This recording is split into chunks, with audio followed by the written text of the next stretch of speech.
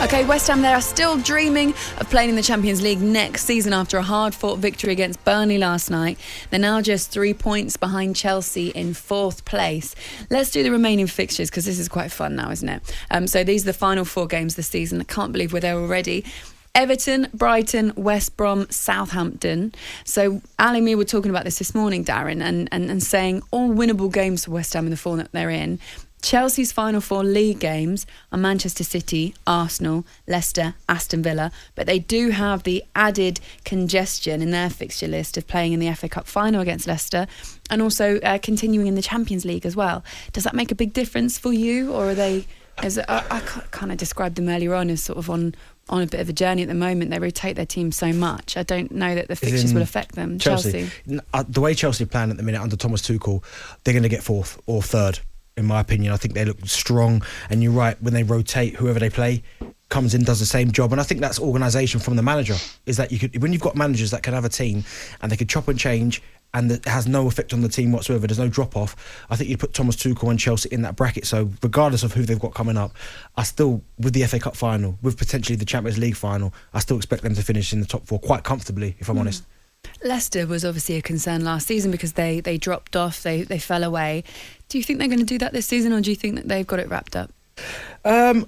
See, I don't know if it's wrapped up, but I think they'll be in the top 4. I think Chelsea will catch them and pass them, so I think Chelsea will end up finishing 3rd and Leicester will end up finishing 4th. But the Southampton game, you'd have expected Leicester to have won that. I mean, 10 men Southampton for long spells.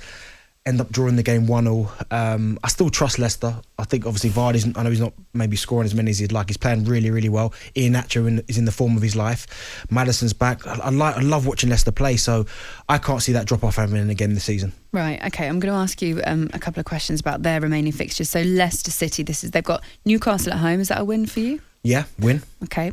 Manchester United away. Draw. Okay. Chelsea away. Loss. Okay. Tottenham at home. Win. So that's quite a difficult, I think, in terms of the other teams, Ali, that's quite a difficult run-in. Oh, absolutely. It's a difficult run-in, but they're all difficult. I mean, you'd rather have, you look at West Ham's run, and it's a good run-in. Of course it is.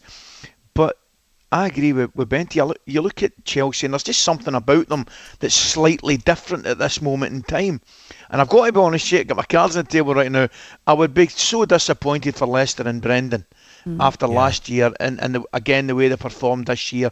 It's almost as if they really, really deserve it. Yeah. So the great thing is, look, the title's gone. Manchester City thoroughly deservedly going to win that and lift the trophy. But what an exciting run-in! Dear me. Do you know what? Like, I'm looking at West Ham's fixtures, as you said, they're coming up, and you see the result against Newcastle. Unfortunately, and listen, they've had an unbelievable season. I can still see that happening again. Yeah. I don't think there's a foregone conclusion that they're going to go and win all of them games outright. Like, Everton's a tough game. They could lose to Everton. Well, let's do it. Are they going to win that game?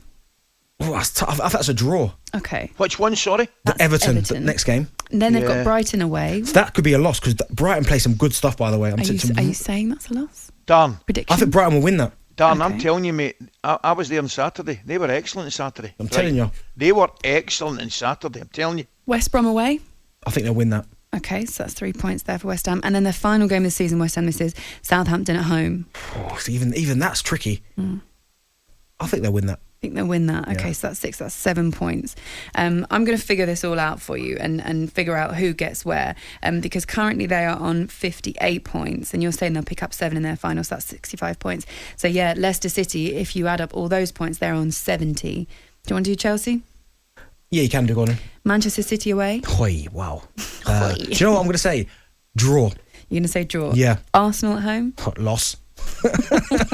Wait, you think they're going to lose? Genuinely? Take your Arsenal hat off for a second. Where is it at? Emirates? At home. That's they'll win. at Chelsea Stamford will win Bridge. that. Okay, Leicester at home?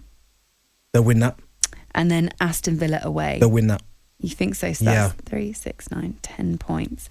Interesting. So at the moment, let's go back to where Chelsea are. 61 puts them on 71 points. You're right. That has them finishing 3rd and Leicester finishing 4th. I just because I think Manchester United are second, City have won the league. Out of them 3, West Ham, Leicester, and Chelsea, I trust Chelsea a lot more than I trust the other 2. Yeah, I think, is that what it's about, Ali McCoyston, that Chelsea have become, apart from the West Brom result, obviously, quite a reliable team? Yeah, they have. That's what they have. You know that they're kind of. I mentioned to you before. Would you? You know, the 2-0 victory the other day there. Havertz couple of goals. It's just they're kind of rolling along.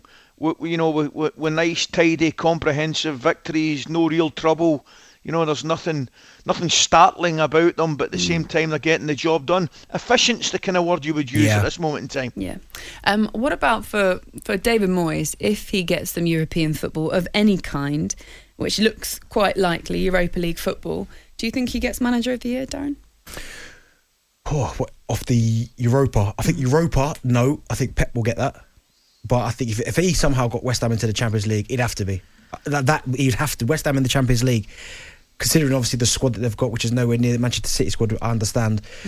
Europa's still an outstanding achievement from West Ham, but you know, it's like they give it to managers that have won the league, and if Pep was to win the league, then I think you'd have to give it to Pep. What about if they manage to get Champions League football next season? The squad that they have at the moment, how difficult will that be with them for them to compete? Yeah. Well, it'd be tough. Like, come on, you can't under no illusions. It'd be really difficult with some of them teams in there.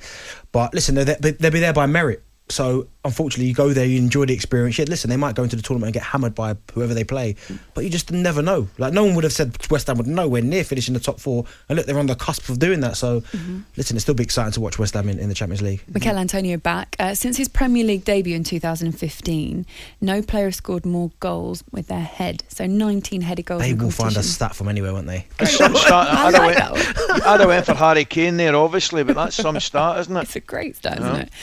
How underrated is he, do you think? Yeah, listen, and I really like Antonio in terms of he's so different. And when I say so different, he's one of them strikers where he's just an absolute pest because he's too strong, he's too powerful, he's athletic, he can jump higher than most, he wins his headers, and the worst one is where the ball's going in behind and it looks like it's a lost cause and the defender doesn't really want to run back to chase it, and Antonio makes you work and work and work. And like, I think he should have probably a couple more England caps, because if you're picking players on form, I mean, the back end of last season, would he get like 8 goals in 4 games? He got 4 against Norwich, didn't he? Or 5 against Norwich. Yeah. And the fact that he's kind of been dismissed a little bit, I think it's a little bit unfair. He has said, actually, I did a podcast with him a little while ago about feeling, it's not like he said he's been snubbed for England, but he's never played for England. And it was almost like, do you think the dream is kind of still there? This was before he got injured this season as well. And he hasn't quite necessarily, he said he'd made his peace with it. But it does feel a little bit like... Didn't I read something about Jamaica? You can't get a bigger snub than no playing for them at all, I've got to say. But I think he's been... Darren's right, man. He's just a handful. But you're loath just to say that, Darren, because there's clearly more to his game than that. Yeah. But definitely one of his strong points is his physicality to go in behind and annoy defenders. You know, his level of finishing, you know, is certainly on the up as well. It's improving. Great headed goal last night, and I thought he looked really good last night, by the way, particularly first half. Benrahma, I thought he looked really lively, put a couple of great balls into the box, unlucky not to score himself, and put that ball into the box for the second goal. Well, there you are, Dan. There's a question, because we were speaking yesterday, and we're talking about Calvert-Lewin, we're talking about Watkins, all these guys. You know, how good is Antonio? Listen, he's up there in terms of, as maybe on the eye, people might say he's not most pleasing, and that's maybe what goes against him. But I'm pretty sure, Ali, if you asked most defenders in the Premier League about one player they hate playing against, I'll guarantee you he'd be in it. Like Watkins, you might get, he's a good player. Obviously, Harry Kane's, we know he's the best. And Ings, you've got people like Calvert-Lewin. But the full package in terms of a little bit of everything, if you ask most defenders, it'd be Antonio they hated playing against. talkSPORT Breakfast with Laura Woods. Monday to Wednesday morning, 6 till 10. On AM, on DAB, via the talkSPORT app and on your smart speaker. talkSPORT.